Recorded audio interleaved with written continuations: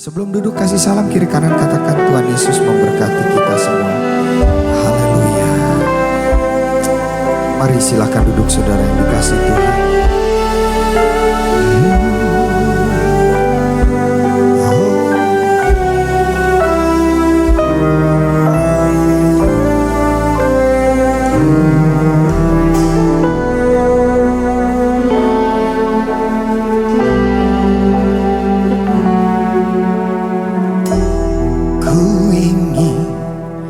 Bersamamu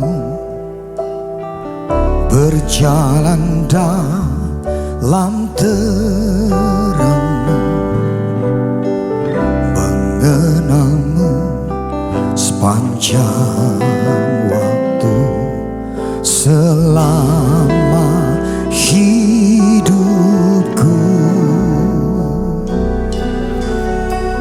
Ku tak mau jauh darimu, dekat selalu di hatimu. Ku berteduh sepanjang waktu di dalam kasih-Mu. Berikan roh padaku, sebab Kau nafas hidupku. Ku hidup dalam janji-Mu sampai akhir hidupku. Berikan roh padaku, sebab Kau nafas hidupku. Ku hidup dalam janji-Mu sampai akhir hidupku. Sama-sama naikkan pujian ini. Ku ingin bersamamu, berjalan dalam terangmu, mengenalmu sepanjang waktu selama hidupku. Ku tak mau jauh darimu, dekat selalu di hatimu. Ku berteduh sepanjang waktu di dalam kasih-Mu. Berikan roh padaku, sebab Kau nafas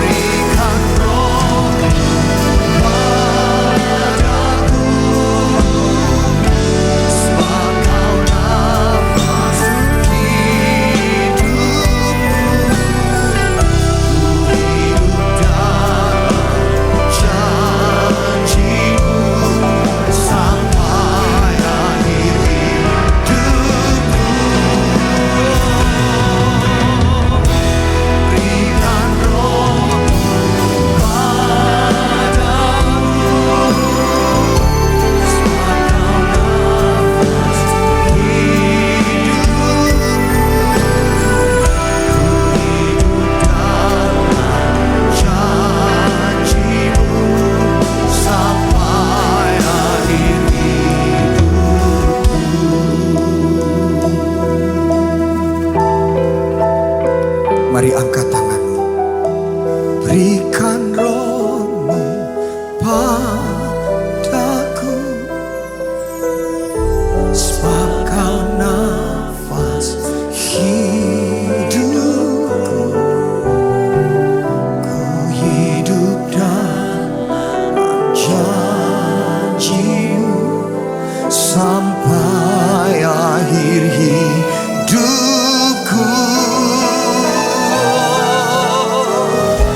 Berikan roh padaku, sebab kau nafas hidupku. Hidup dalam janjimu sampai akhir hidupku. Bangkit berdiri sama-sama katakan. Berikan roh padaku. Mari angkat tangan di hadapan Tuhan.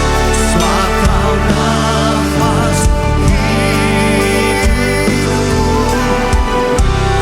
Hidup dalam janjimu sampai akhir hidupku. Berikan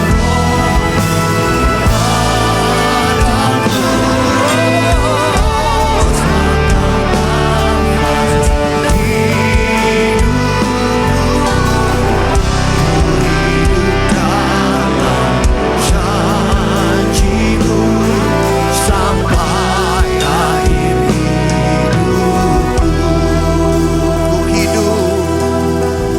Ku hidup dalam janjimu sampai akhir hidupku.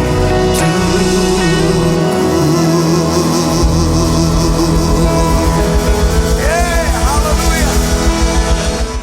Tuhan, kami berdoa untuk mereka yang dalam pergumulan, dalam masalah persoalan tantangan, baik dalam pekerjaan, rumah tangga, maupun dalam karir studi, keluarga mereka, dan kesehatan mereka.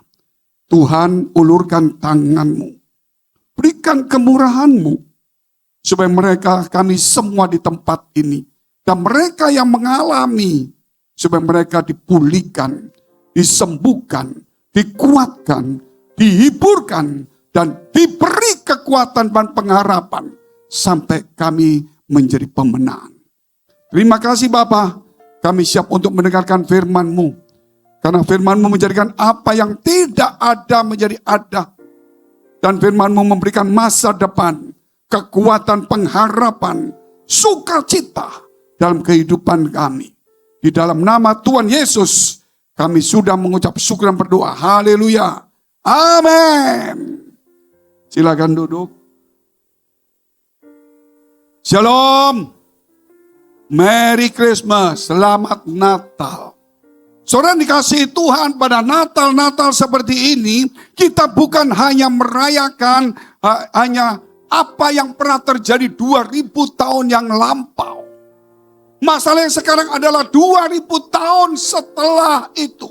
Artinya Yesus bukan ada di Bethlehem sebagai bayi, tetapi Yesus sudah hadir di tengah-tengah kita. Sebab itu dikatakan 2-3 orang berkumpul dalam namaku, Dia hadir dan Dia disebut Immanuel. Artinya Allah beserta kita. Kemanapun kita pergi, saudara, Allah tetap ada di samping kita. Matanya selalu mengawasi kita. Sehingga kita harus mengoreksi diri bahwa hidup kita bukan sendiri. Saudara, ada Tuhan yang menyertai kita. Jikalau kita hanya satu teori, bukan menjiwai bahwa Tuhan menyertai kita, hidup kita itu, saudara, akan kita putuskan sendiri. Hidup kita bisa menjauh dari Tuhan. Kekristenan hanya satu lambang bagi kita. Tetapi kalau kita menghidupkan Tuhan yang hidup di dalam kehidupan kita, dan kita memberikan kepada Dia, saudara, hak sepenuhnya atas hidup kita, maka kita bukan kita lagi, tapi Kristus ada di dalam kita. Dunia sudah mengalami kegelapan. Makanya saudara, Tuhan Yesus katakan, akulah terang dunia. Ketika seseorang tersesat di hutan, atau di tempat yang gelap sekali, mungkin gunung ataupun gurun, dia tidak tahu kemana tempat. Satu-satunya dia cuma lihat di mana. Akhirnya satu titik jauh sekali. Redup. Ada satu cahaya kecil. Maka orang itu punya semangat kembali. Dan dia menuju ke arah, saudara, cahaya kecil yang kelihatannya redup. Karena kelihatan dari jauh.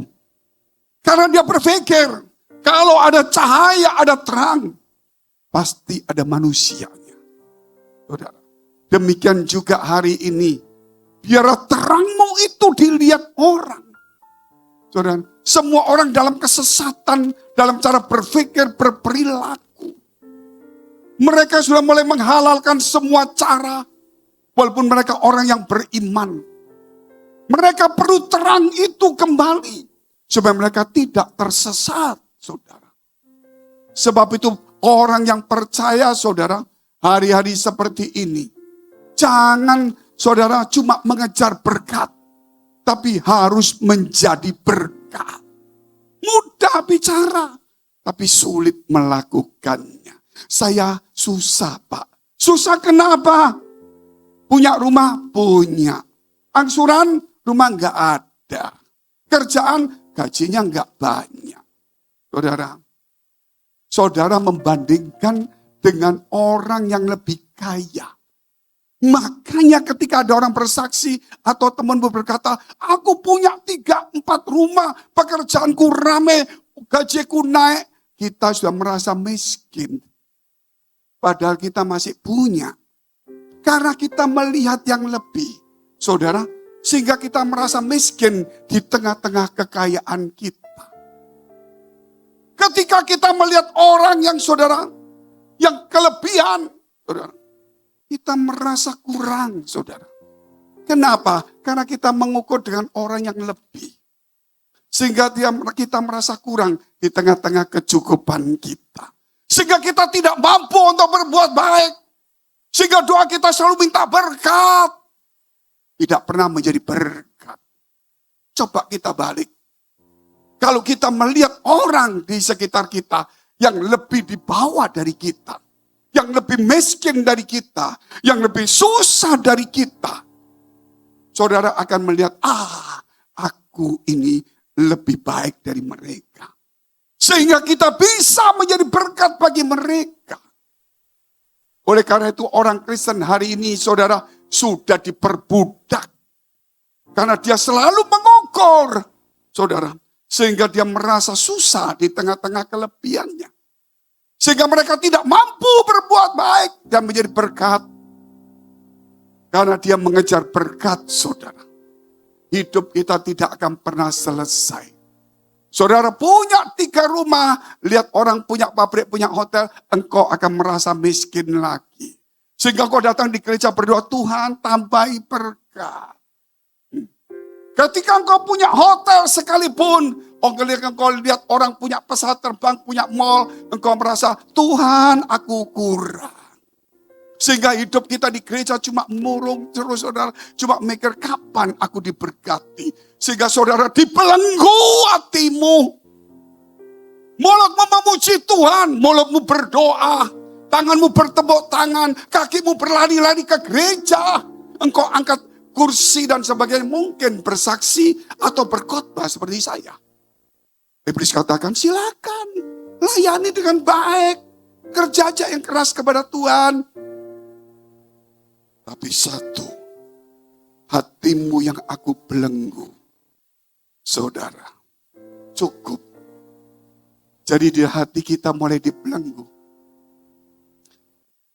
Bangsa ini memuliakan aku dengan bibirnya, hatinya menjauh daripadaku. Percuma mereka beribadah, Karena mereka ajarkan adalah perintah manusia. Banyak orang ke gereja semangat sekali, melayani semangat sekali, berlari ke gereja, bertepuk tangan. Oh, iblis gak membelenggu kakimu. Kalau kakimu dibelenggu, engkau bisa pakai kursi roda di tempat ini. Kalau iblis membelenggu tanganmu, engkau bisa berteriak dengan mulutmu. Kalau iblis membelenggu mulutmu, engkau bisa bertepuk tangan. Saudara, bisa dan sebagainya. Tapi iblis enggak lakukan itu. Tetapi iblis lakukan, cukup membelenggu hatimu. Hatimu diikat. Satu saja ikatan. Satu saja ikatan. Kebencian. Sudah merusakkan seluruh hatimu dan masa depan. Dan merusakkan harapanmu dan hubunganmu dengan Tuhan. Kita bicara sakit hati saja atau dendam. Apalagi iri hati. Saudara. Apalagi kepahitan. Itu cukup mengunci hatimu. Engkau memuji Tuhan, kau berdoa melayani. Tuhan tidak ada di dalam hatimu. Dan itu 99,9999% seluruh pendeta termasuk saya terkunci hatinya. Kita harus sadar hari ini. Bukan sekedar bergereja datang dan kita melayani. Coba kita selidiki hati kita. Ini Natal, saudara. Kapan kita mau berubah hidup kita? Kalau kita cukup merasa puas di gereja, kita sudah merasa tepuk tangan, kita merasa nyumbang, kita sudah merasa melayani, kita merasa puas. Itu godaan, itu tipu daya iblis.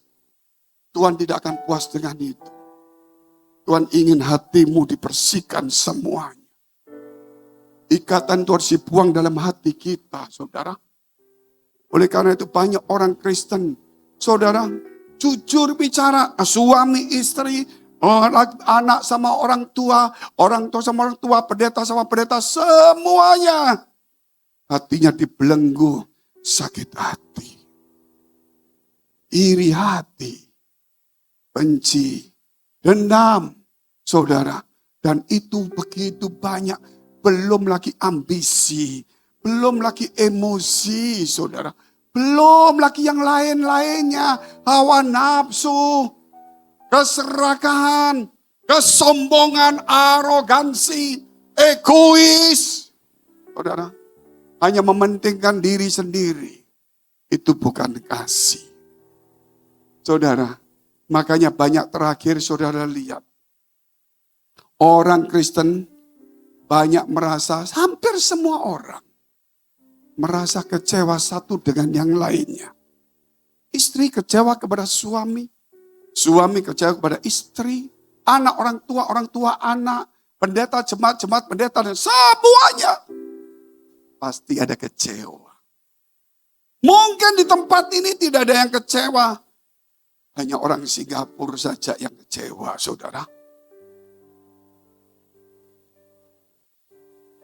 Kecewa itu tidak mungkin tidak ada.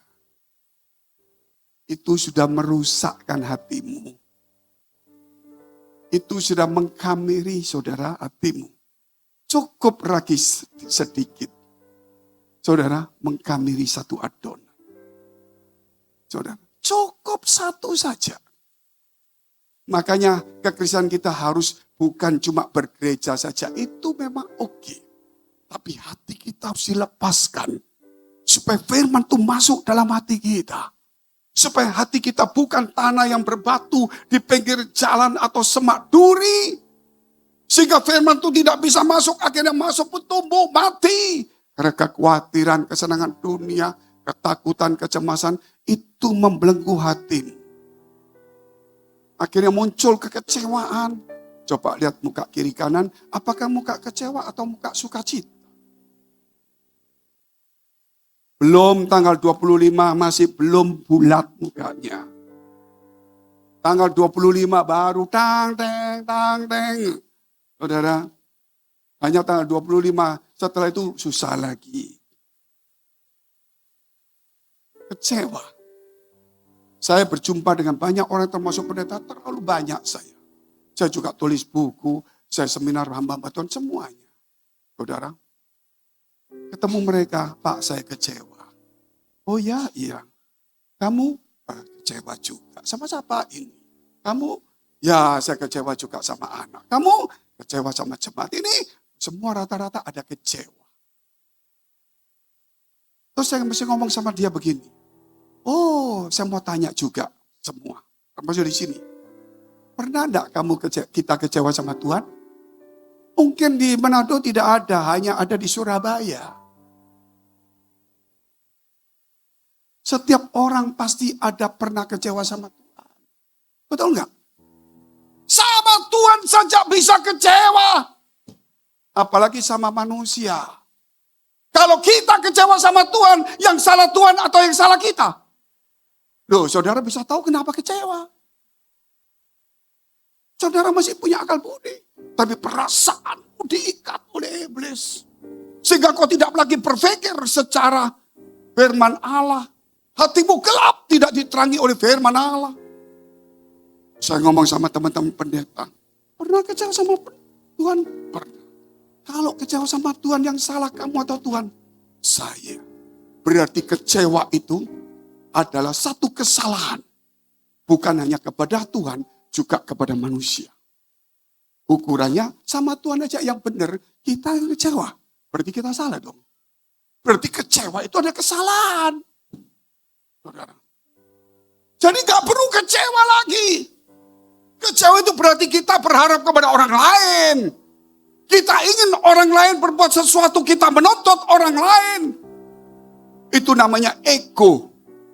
Kasih itu memberi. Kasih itu berkorban.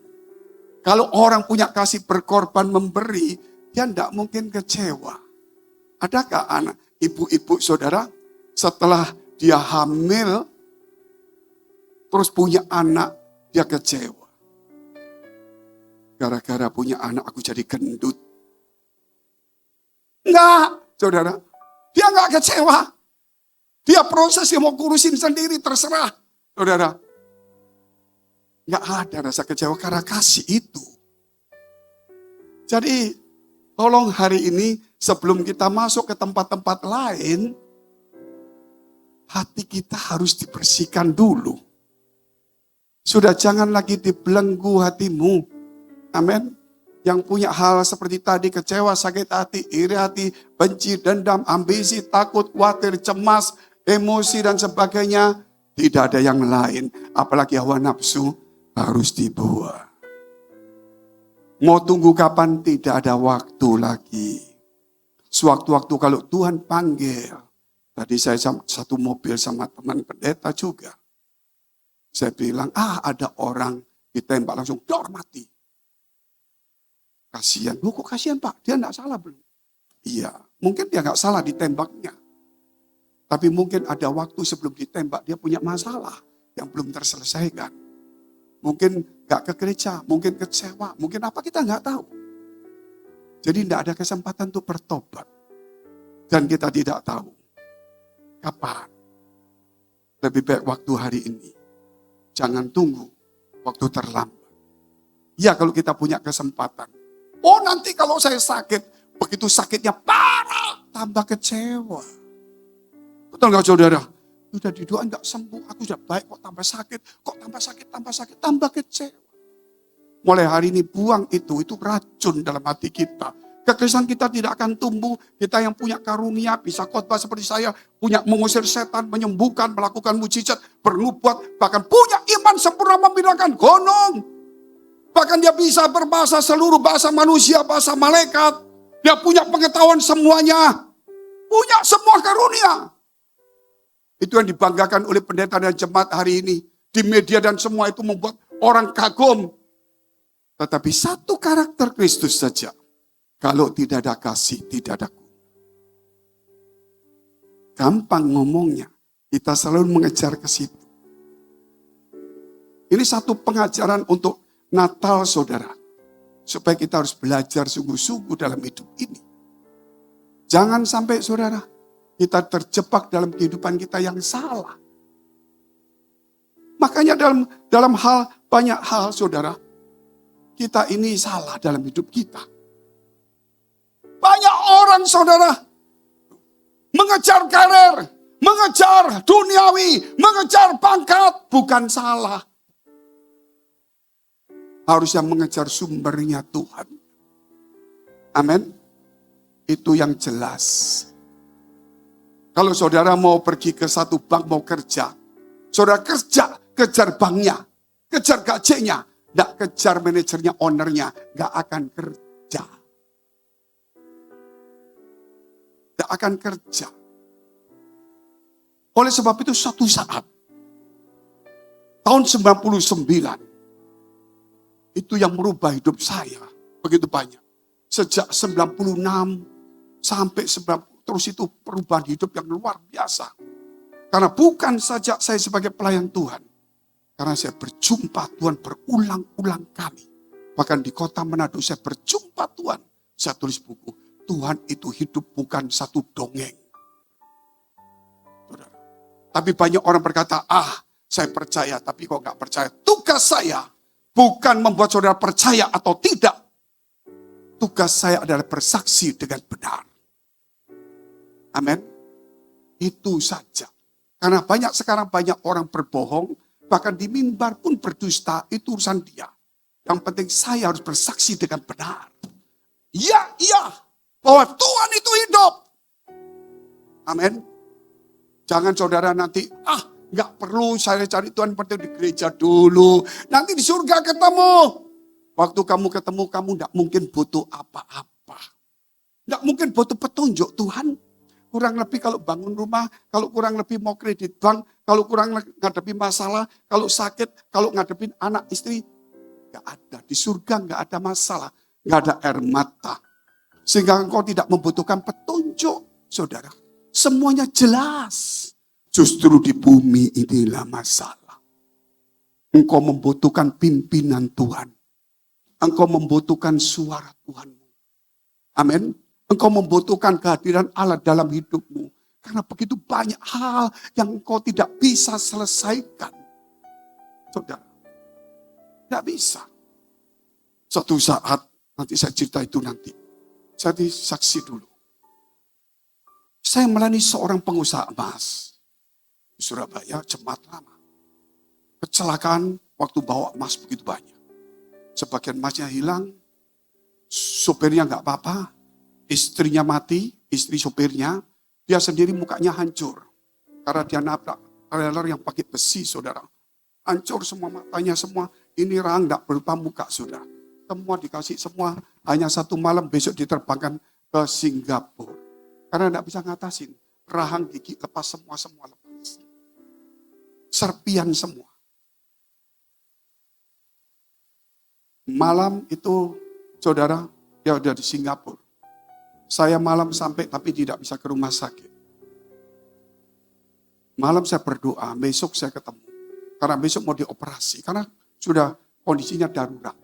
Itu bukan satu dokter. Semua dokter. Jantung, mata, THT, semua datang semua. Termasuk tulang, saraf, semua itu kumpul. Karena itu pecah semua.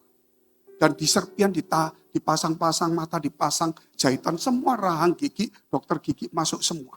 Semua masuk. Karena orang kaya, saudara. Malam hari saya bermimpi. Saya melihat bapak ini masuk kamar operasi. Dengan pakaian operasi dokter. Nggak lama keluar. Terus cerita itu stop. Dan saya kemudian melihat bapak itu sama saya misi ke desa. Melewati sawah. Bapak itu jalan sendiri. Pergi ke toilet, saudara. Saya, bisa jalan. Besok pagi saya ketemu istrinya. Sama anaknya gak usah nangis. Nanti suamimu, papamu akan hidup, bisa jalan, bisa pelayanan, walaupun nanti kita lihat hasilnya. Tenang saudara, sukacita. Dan betul, akhirnya baik semua. Mata satu lepas gak bisa. Yang satu rusak, dibawa ke Australia mana-mana gak bisa. Sudah 1 tahun. Akhirnya melalui dokter biasa di Singapura. Asalnya profesor Singapura juga gak mampu. Akhirnya dia sembuh sesuai dengan Tuhan bicara. Dan dia bisa jalan sendiri. Dia cepat biasa, sekarang umur hampir 80. Jalan tertatih-tatih. Bulan lalu dia datang ke saya berkata begini, Pak Fengki, dia suka pakai logika orang. Pak Fengki, istri saya ini tidak bisa jalan. Mendekati lumpuh. Sakitnya luar biasa. Sepanjang hari sakitnya. Tidak tahu pokok di sini sakit. Saya bawa ke dokter. Dokter ngomong operasi punggung. Karena itu harus punggungnya diperbaiki, kabel-kabelnya itu saudara. Aduh. Dokter lain berkata, pinggulnya yang dioperasi. Karena itu di situ yang masalahnya nanti. Bingung ke Jakarta. Dokter berkata, ini punggungnya dioperasi. Karena itu di sini. Pergi dokter lagi. Pinggulnya dioperasi. Pusing. Dokter gak sama. Ke Singapura. Ke dokter terkenal saraf saya tahu. Dia bilang, punggungnya dioperasi. Waduh, kok gak sama? Ke rumah sakit lain. Pinggulnya dioperasi. Bingung saudara. Ini antar dokter gak sama semua. Dia pergi dokter sampai ke 4 dokter. Sama. Dia bingung saudara. Tuhan. Gak ngerti bingung. Mau kemana? Punggung pinggul. Punggung pinggul. Tiba-tiba suara dari hatinya berkata. Dan dia tidak pernah dengar suara Tuhan. Dia berkata, Pak Fengki, ketika saya dalam kebingungan, suara itu muncul. Operasi yang dipinggul. Operasi yang dipinggul. Sampai ngomong. Saudara, orang bingung, ada apa? Loh, ada suara. Operasi pinggul. Dia langsung pergi operasi pinggul. 2 hari istrinya jalan. Tuhan itu hidup. Di dunia ini ada banyak jalan. Kerap kali kita dibingungkan dengan kebingungan kita, Bapak Ibu. Dan dialah jawaban dalam hidup kita. Bukan tunggu di surga baru ketemu Tuhan. Dia sudah ada di bumi saat ini. Walaupun tidak secara nyata kita bisa pegang, tapi dia ada dalam kehidupan kita. Makanya suatu saat ketika saya ada di negeri Belanda, saudara saya tinggal di rumah saudara saya. Ya, waktu pelayanan juga. Di lantai 3. Saya pagi-pagi mau mandi ke kamar saudara. Yaitu turun ke tangga lantai 2. Ketika saya keluar kamar, pintu kamar itu saya buka. Saya terkejut dihalangi oleh sesosok tubuh di pintu dengan tangan seperti ini. Rambutnya kelihatan, mukanya kelihatan, semua badannya kelihatan, jubahnya kelihatan, tapi berbentuk cair, seperti cair, transparan, bukan warna.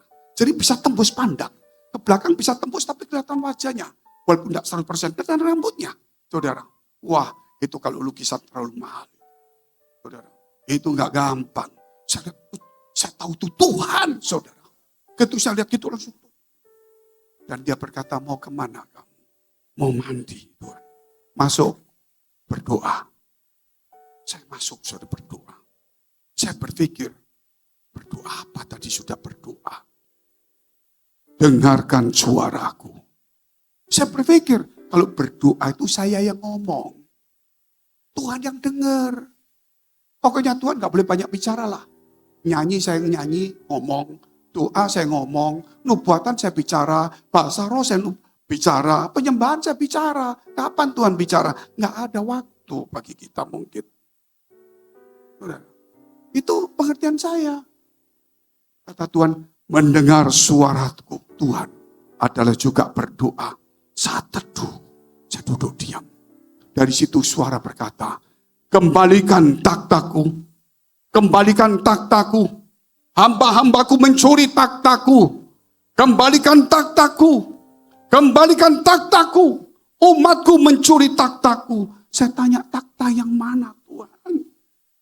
Hati manusia adalah tempat aku bertakhta. Tapi semua manusia telah mencuri takhta Allah. Yaitu hatinya diisi dengan yang tadi saya katakan. Kecewa, sakit hati, kebencian, iri hati, kepahitan, dendam, saudara, egois, ambisi, kekhawatiran, ketakutan, kecemasan, dan semua termasuk hawa nafsu, pikiran kotor, dan sebagainya. Kembalikan takhtaku, kembalikan takhtaku. Kekristenan tidak bicara soal apa yang kita kerjakan. Tapi kekristenan itu bicara Tuhan melihat hati kita. Bukan paras kita. Saudara, tapi banyak orang Kristen sekarang termasuk pendeta bukan salah. Saya katakan tidak salah, yang berlebihan yang salah. Yaitu ingin dilihat orang. Betul kan? Di media. Orang-orang ngomong, Pak Fengki, tinggal di Singapura. Pakai Rolex dong. Sepatu yang mahal. Baju yang... tas-tas pilgrim. Hadiah pilgrim, saudara. Yang kuning, latak-latak, saya nggak pusing. Jangan. Kalau Bapak pakai Rolex, pakai apa, orang kaya-kaya itu langsung hormat. Dan kalau kasih gede. Tapi kalau Bapak pakai ledek, paling dikasih 10.000. Saya bilang, enggak masalah. Saya, saudara, belajar jangan fokus untuk dilihat orang. Dan melihat orang, enggak akan selesai. Siapa yang fokus untuk dilihat orang berkelebihan dan melihat orang berkelebihan, dia tidak akan pernah melihat Tuhan dan tidak akan pernah dilihat Tuhan. Coba ulangi.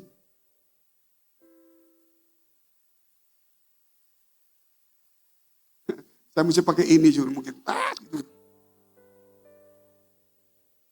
Jangan berkelebihan untuk dilihat orang dan berkelebihan untuk melihat orang.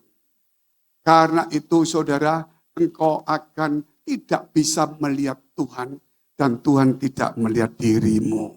Tepuk tangan dulu untuk Tuhan yang luar biasa. Jadi pakai jelek Pak? Enggak. Yang normal, yang formal, yang enak dipandang, tapi bukan berkelebihan. Loh, berarti tunggu dulu. Orang Kristen itu, orang yang percaya itu punya nilai. Nilai harga. Kalau enggak tahu, Tuhan telah mati untuk menebus kita. Harga kita terlalu mahal. Amin. Seorang ayah ketika anaknya atau seorang ibu ketika anaknya mau mati, dia berkata kepada dokter, ambil organ saya, kasihkan ke anak saya.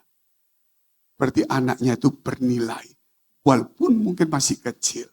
Saudara, orang Kristen semua di tempat ini dan dimanapun juga punya nilai. Punya nilai.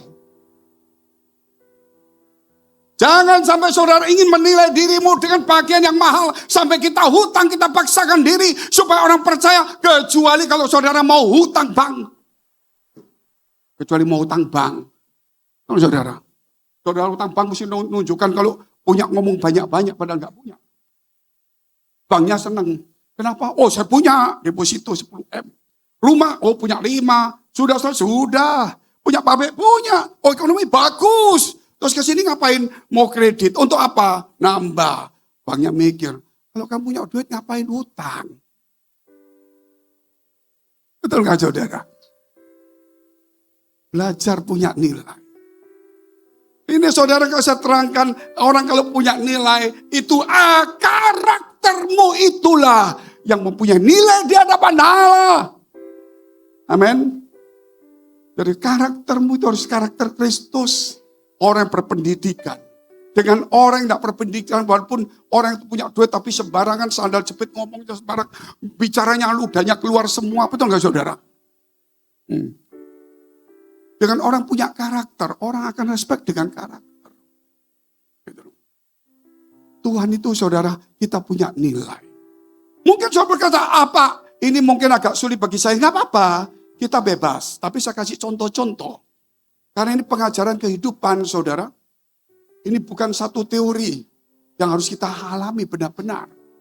Saya mau tanya, Tuhan Yesus punya nilai enggak? Punya nilai enggak Yesus? Kalau enggak punya nilai enggak mungkin nebus kita dong. Dia punya nilai.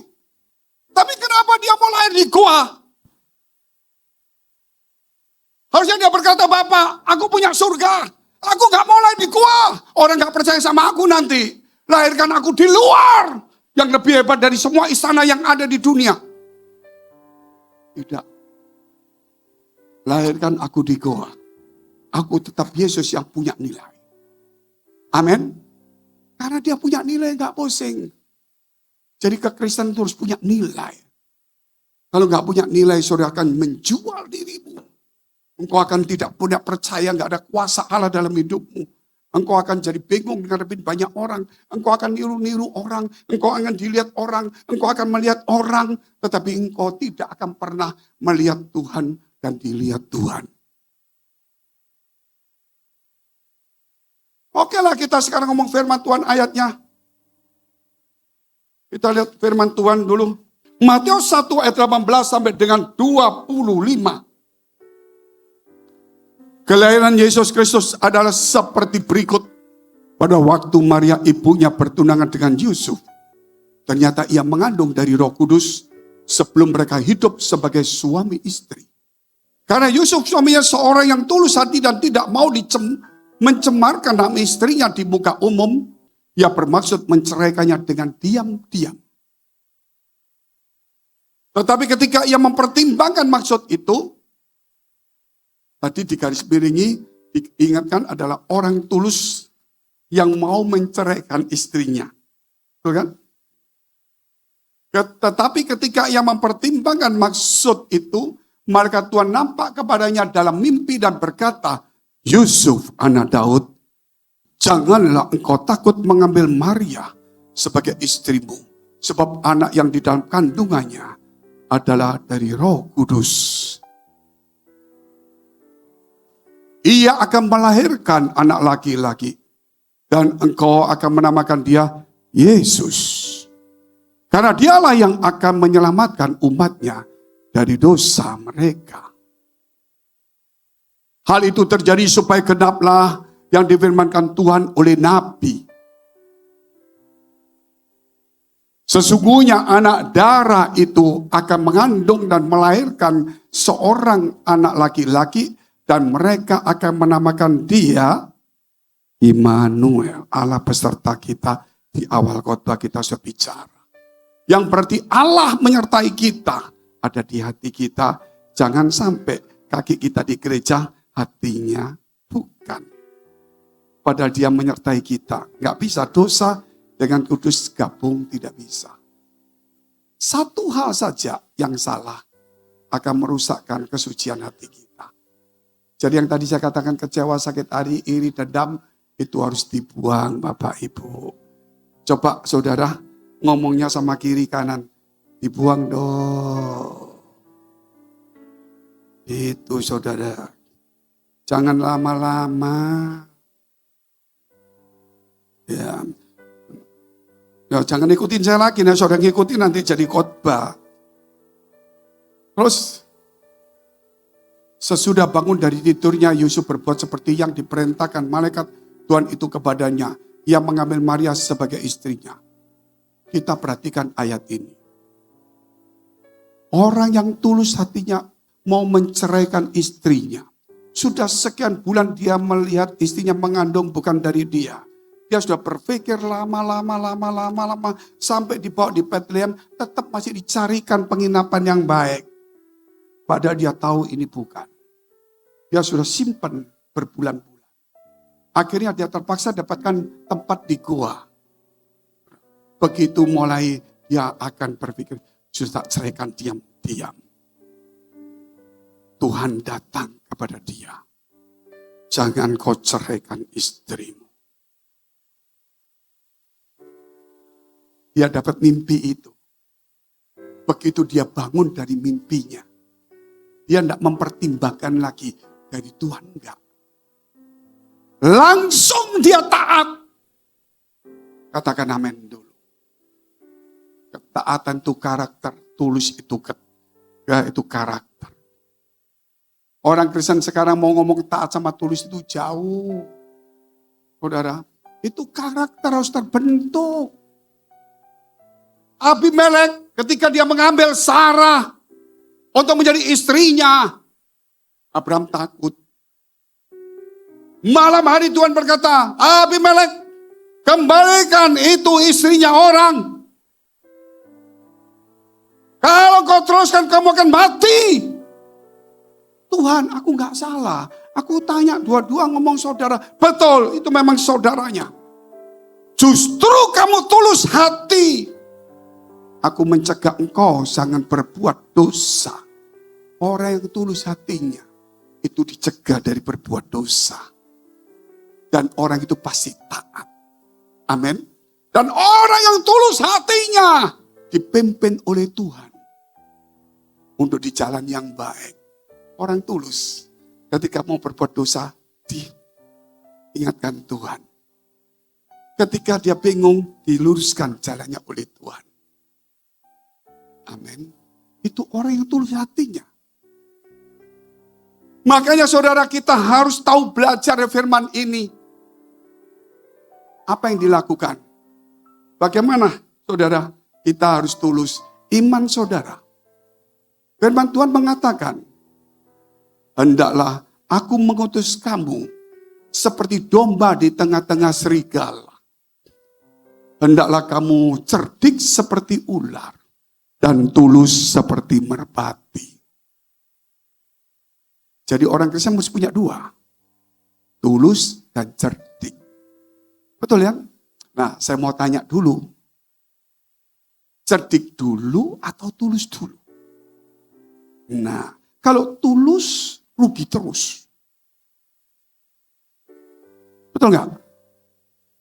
Jadi cerdik atau tulus?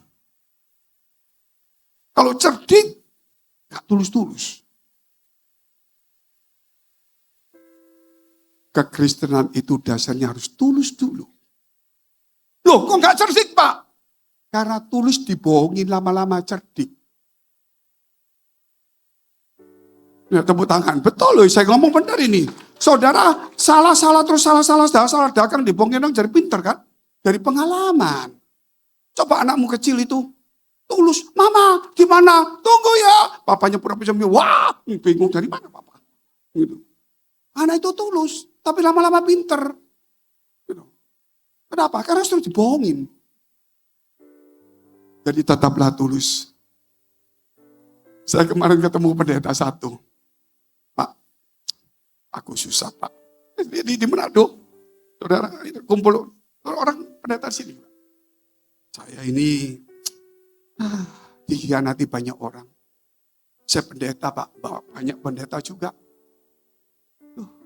Dikhianati, dijahatin. Oh iya Pak pendeta, ya.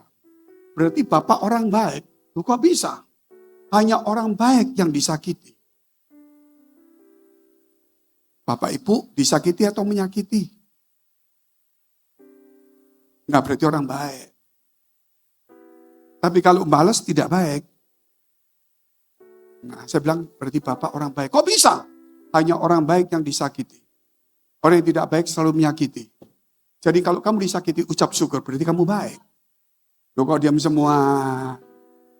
Jadi besok kita ketemu orang lagi. Dua orang baik sakitin dong.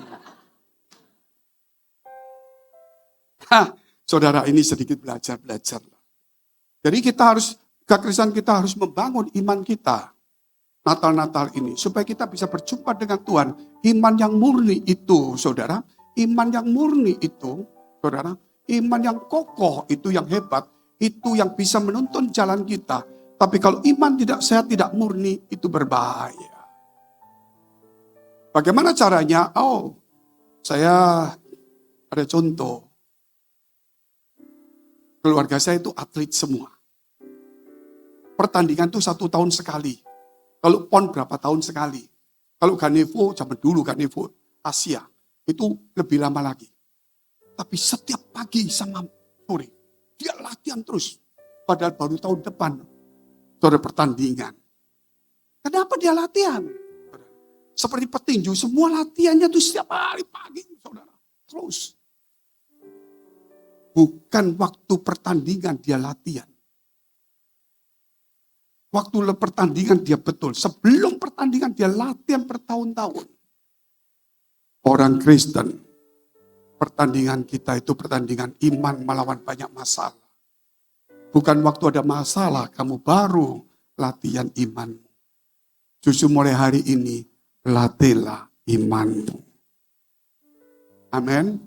Setiap pagi ada masalah, latih mengucap syukur. Ada persoalan, belajar untuk saudara menyelesaikan dengan baik. Saudara belajar untuk mengampuni, itu melatih iman. Kami mengucap syukur Tuhan atas firman-Mu yang telah kami terima pada pagi hari ini. Kami adalah menjadi umat-umat-Mu Tuhan, yang mau untuk berubah, yang mau menjadi seorang taat Tuhan kepada Engkau, berserah Tuhan kepada Engkau Tuhan. Kami mau Tuhan sekiranya Engkau yang mengubahkan setiap kami, dan firman-Mu terus berada di hidup kami Tuhan. Kami juga berdoa Tuhan buat gereja-gereja yang ada di seluruh dunia, bagi para hamba Tuhan sampai kepada semua jemaatnya. Kiranya Tuhan memberkati mereka semua, supaya mereka menjadi berkat dan berdampak. Sehingga gereja di seluruh dunia dipenuhi oleh jemaat yang mencari Tuhan dengan tulus dan takut. Buat semua hamba Tuhan dan gereja bersatu, rukun dan tidak berpecah-pecah. Supaya dunia percaya Yesus adalah Tuhan bagi kemuliaan Allah Bapa. Demikian juga untuk gereja di mana kami Engkau percayakan untuk mengembalakannya, yaitu gereja Blessing in the Spirit. Tuhan, kami juga berdoa buat persembahan daripada umat-Mu.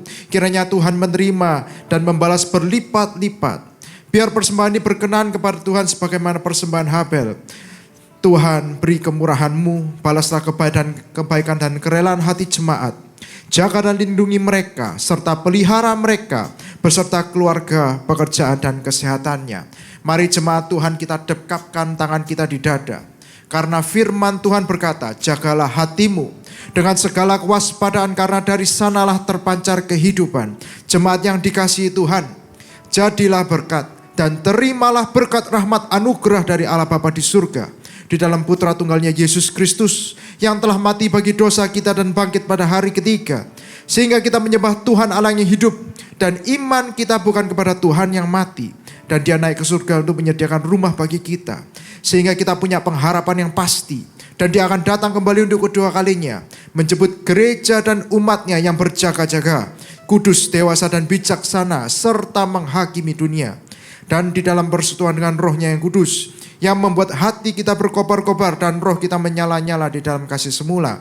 Roh Kudus yang menghibur, menguatkan, memelihara, menginsyafkan, menuntun dan memimpin kita kepada kebenaran dan kekudusan, serta menjadi saksi Kristus mulai hari ini sampai selama-lamanya. Mari kita tutup dengan doa yang diajarkan oleh Tuhan Yesus. Bapa kami yang ada di surga, dikuduskanlah nama-Mu, datanglah kerajaan-Mu, jadilah kehendak-Mu di bumi seperti di surga. Berikanlah kami pada hari ini makanan kami yang secukupnya, dan ampunilah kami akan kesalahan kami, seperti kami juga mengampuni setiap orang yang bersalah kepada kami. Dan janganlah membawa kami dalam pencobaan, tetapi lepaskanlah kami daripada yang jahat. Karena Engkau yang punya kerajaan dan kuasa dan kemuliaan sampai selama-lamanya. Amin. Tuhan Yesus memberkati. Silakan duduk saudara-saudara. Yang mengerti semua masalahku, Tuhan telah siapkan yang terbaik bagiku. Ku nantikan indah pada waktunya, karena kasih-Nya yang tiada batasnya. Yang mengerti semua masalahku, Tuhan telah siapkan yang terbaik bagiku. Ku nantikan indah pada waktunya, karena kasih-Nya